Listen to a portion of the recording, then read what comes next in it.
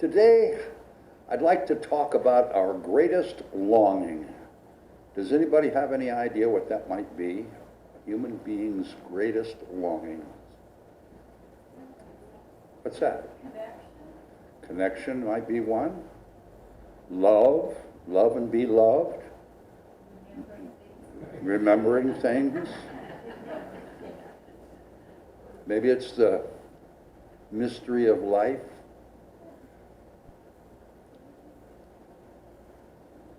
Joseph Campbell had an answer to that question. Very astute at perceiving human nature. He said human beings' greatest longing is to experience being alive. And I kind of agree with that. You know, from the very first minute we draw our first breath, we begin to be conditioned to conform. Must, shoulds, and oughts. We have to fit in. We have to learn how to act. We have to do this. We have to do that. We have to fit in.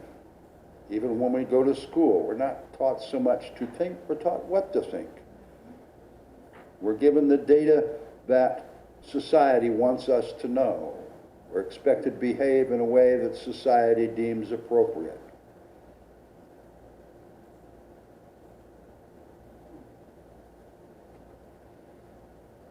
I think it was Goethe, long years ago, wrote that there is no man so enslaved as the man that thinks he's free. And we think we have all these freedoms and things, but I think if we really take a look at ourselves, each one of us is bound by responsibilities, by our conditioning, by our conformity. And we don't really live life. We kind of go through the motions. I'll call it, I used to have a favorite movie back in the 50s called Imitation of Life. And I think most of us spend most of our lives kind of in a reasonable facsimile thereof. We aren't alive.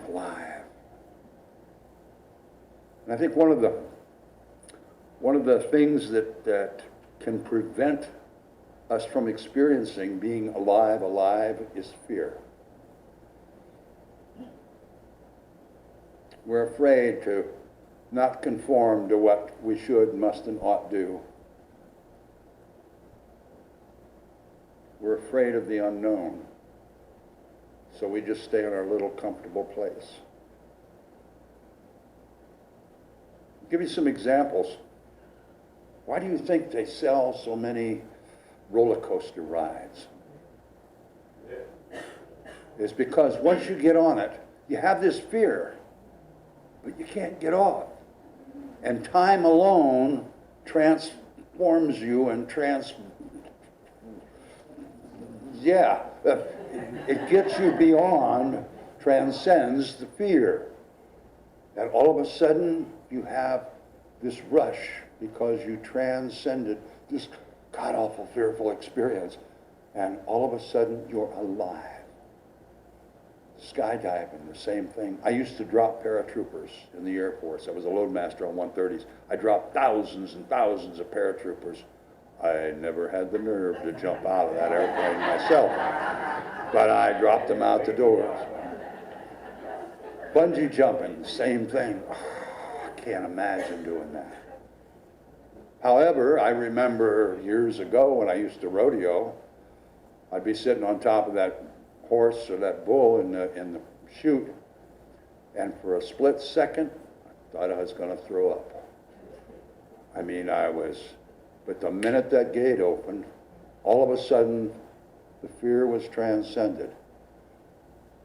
for those 8 seconds, which seemed like 6, 8 hours, I was alive. Fear holds us back so many times from being alive.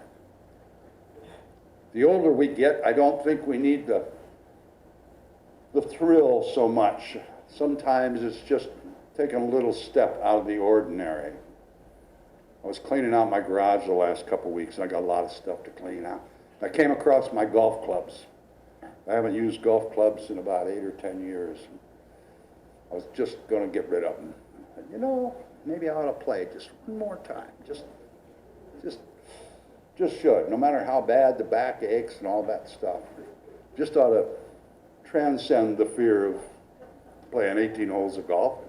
So I called Wayne, and he and I went out on a Tuesday morning, and we played Mountain Shadows over here. And I'm so glad I did. I made it all the way through. I even broke 100 on the first 9. The second 9, not so good, but it was still enjoyable. But I had an experience in my life, the best thing in life.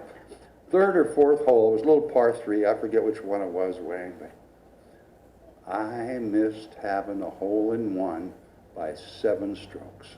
This was fabulous.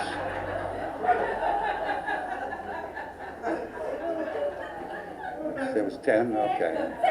Little par 3, yeah.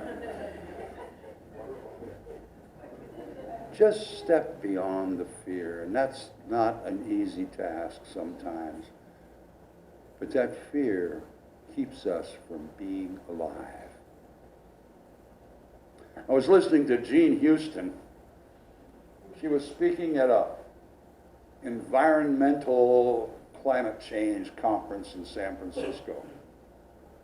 And she had a lot of things to say, but she said something that kind of clicked a little light on for me.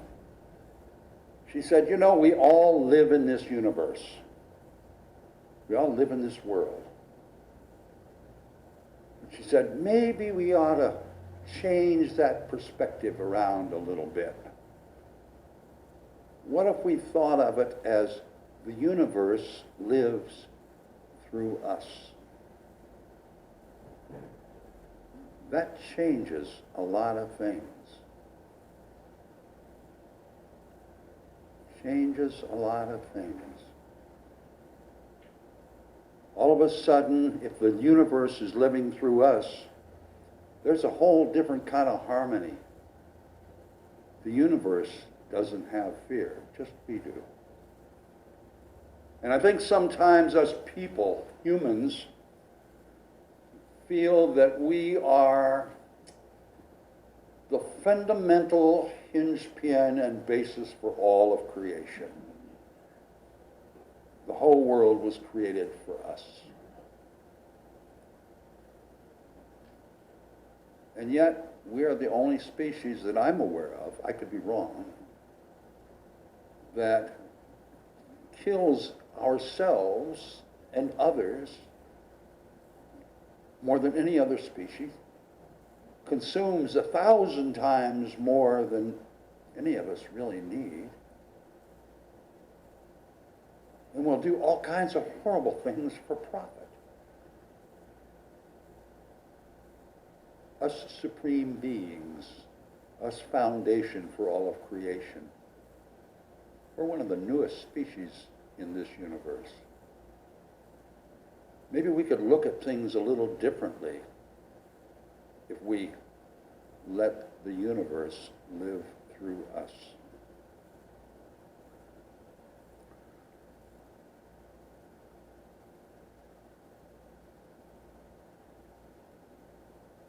I've said a lot of different things. Maybe I've struck some nerves. I hope so.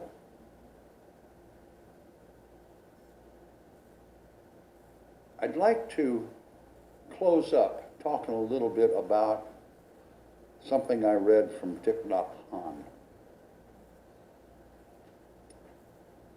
I can't remember it verbatim, so I'll use his wisdom in my words. He said, how often we people will jump right in and go to college for 4, 5, 6, 8, 10 years to get a degree. Work our butts off to get a good job, to get that car, get the house, get the boat, go on vacation, do all these things, buy all this stuff. We'll all just jump right in and do that. We're eager to do that. But we resist so much in grasping the concept of just living in this moment, being truly alive in this moment.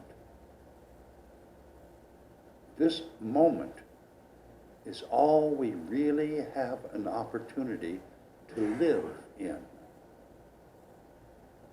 There'll be more moments, maybe, but this moment right now is all we can actually be conscious of, all we can experience at this point in time. And why don't we get the best out of this moment instead of doing the same old thing we do every day at 11:45? Saying the same old thing, having the same old feeling. What's going on in this universe? Are we aware of just what right around us? There are amazing things going on. Taste it, smell it, feel it, touch it, be part of it. This moment we can actually be alive. There you go. That's why he's here. Maybe right now, even if it's just for a moment, we can all slip the surly bonds of conformity and complacency and complicity and be free and be alive. Be truly alive. Feel the energy off of that person next to you. Smell the grass outside. Hear the birds. Be aware of how many people are in your row. Be aware of the energy that you're passing out to other people. Be aware of what you're saying instead of just, "Hi, how are you?" Be alive. I hope you can imagine how good that feels. Imagine this universe being your source for life and living. Because it is. Slip the bonds, be alive, and imagine whatever you want, because that's part of being alive.